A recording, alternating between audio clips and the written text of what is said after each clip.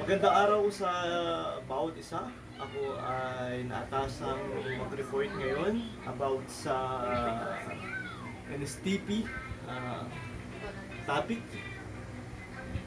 Ako nga pala si Jerry Dico, reporting.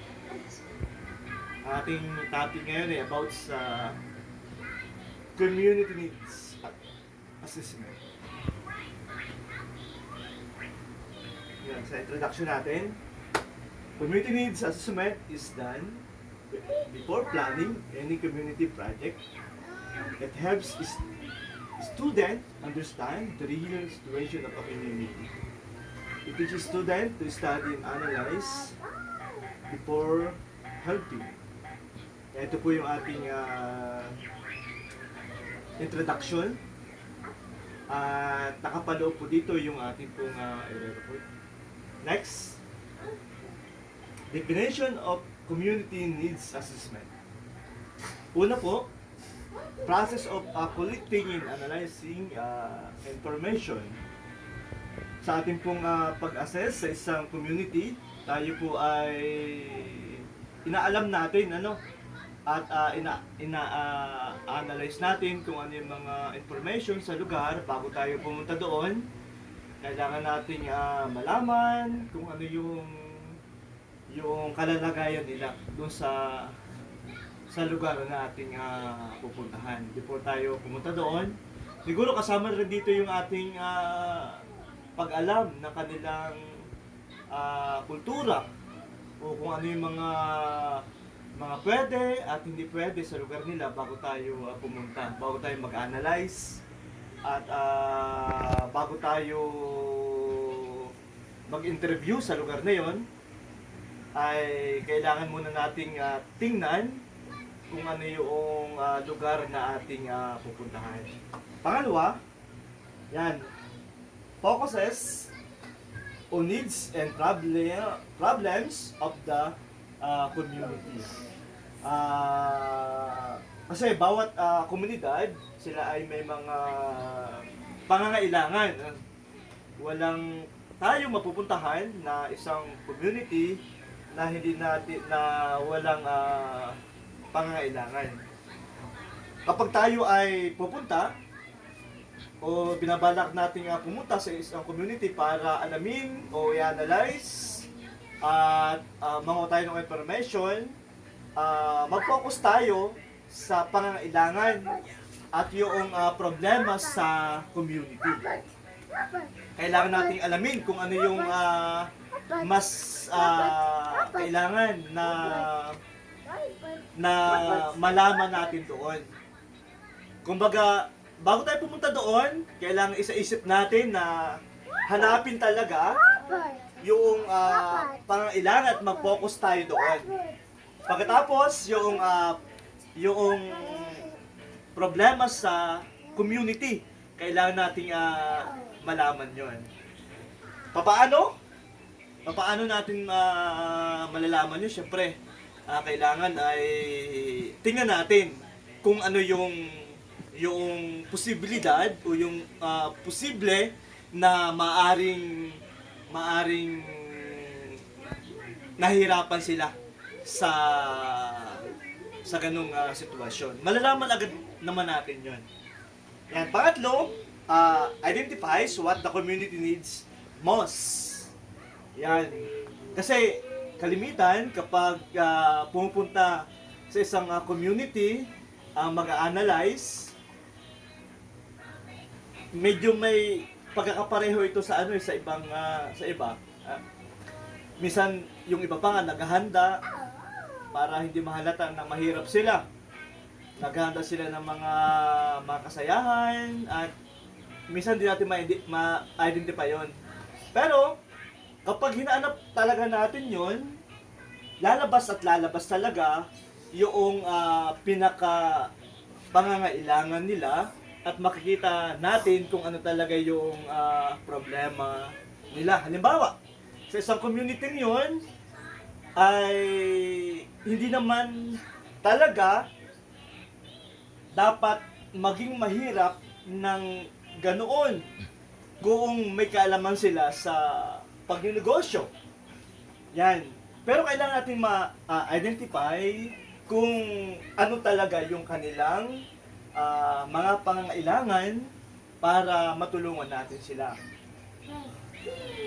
Yan, number 4, choose strength and resources of the community. Yan, kailangan nating ipakita sa kanila na yung meron silang resources at may lakas yung kanilang community. Kumbaga, hindi kaawa-awa yung community nila. Yan, kaya paano natin sasabihin yun sa kanila? Kailangan natin talagang ma-identify yun. Pero kailangan natin mag-focus, syempre. Kailangan natin mag-focus. Kaya kailangan natin mangolekta talaga at mag-analyze ng mga information doon. Huwag tayong basta-basta papasok sa isang lugar na hindi tayo handa. Kasi hindi naman tayo parang mamamasya lamang sa isang community. Tayo ay mayroong mission na alamin yung kalagayan nila at para sila ay matulungan. Yan. Next.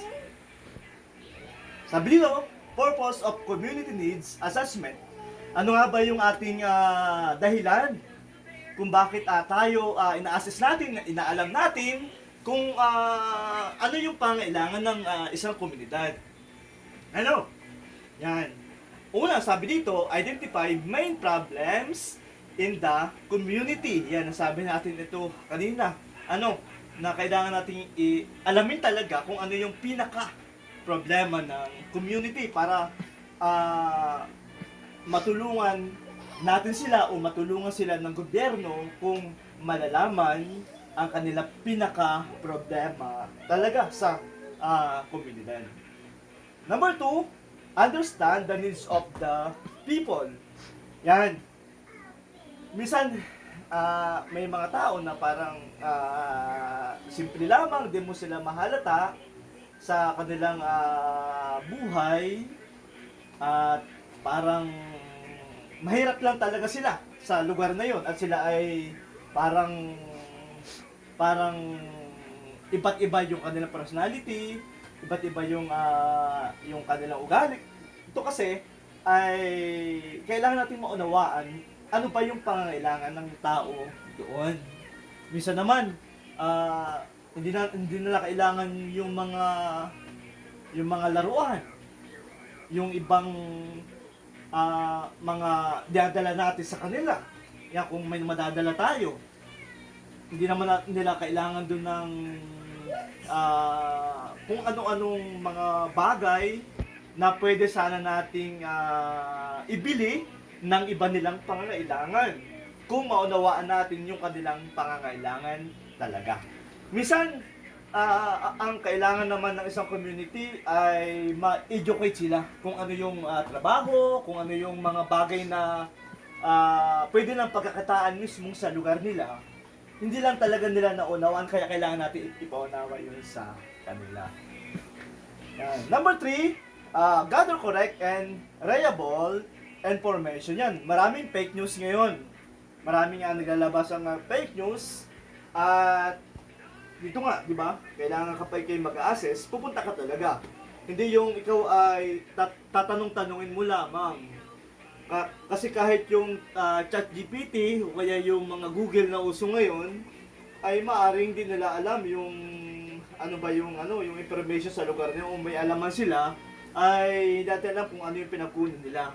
At yung mga tao na mapagtanungan, dati alam kung tama ba. Baka naman matagal na nilang alam yun, baka nagbago na yung information sa lugar na yun. Kaya kailangan talaga mag-gather natin yung tama at reliable na information.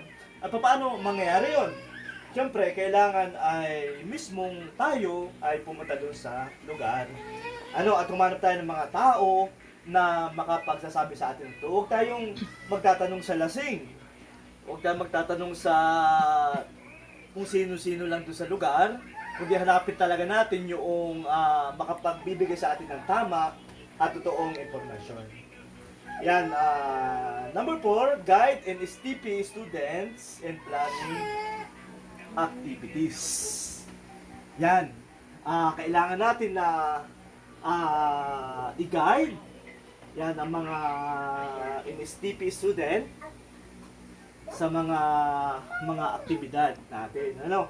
At ito ay napakahalaga. Sabi ko nga kanina, huwag tayong basta pupunta o mag-a-assess sa isang community na hindi tayo prepare. Kailangan prepare tayo kasi bundok yan minsan, ay hindi mo alam, may matapang palagyan na katutubo. Ay baka hindi na tayo makarating, ano? Baka hindi na tayo makabalik sa sa ating tahanan.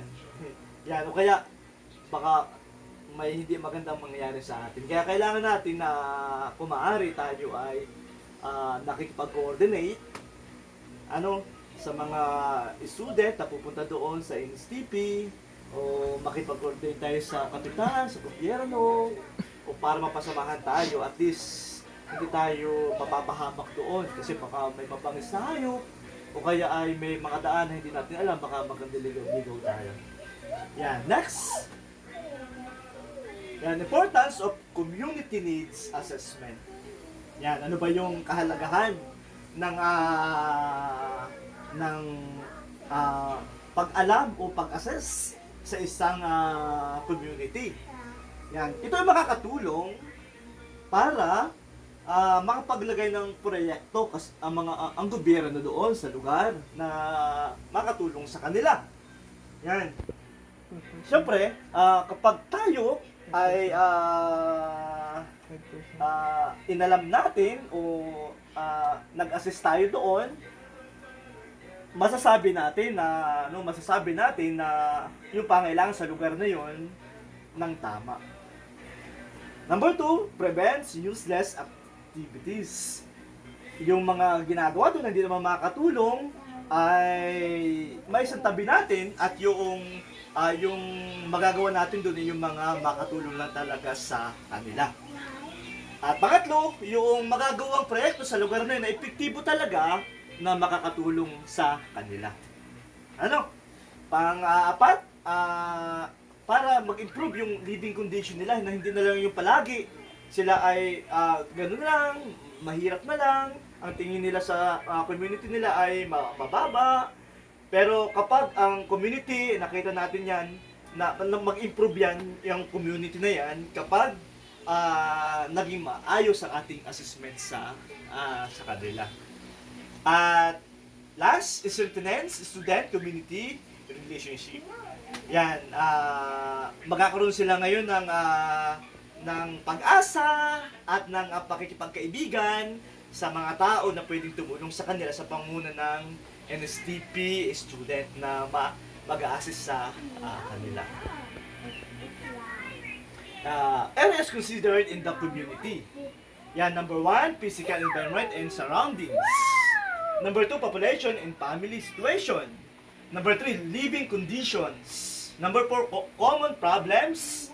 And number 5, available resources and support. Yan.